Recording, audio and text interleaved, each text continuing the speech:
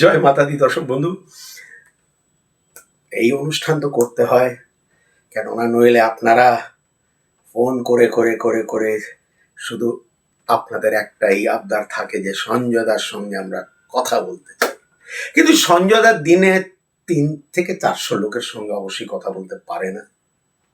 আমি হাজার হাজার বলবো না, কিন্তু কয়েকশো ফোন দিনে আসতে থাকে যারা আমার সঙ্গে কথা বলতে চায়। সেটা অবশ্যই একটা মানুষের পক্ষে সম্ভব নয়।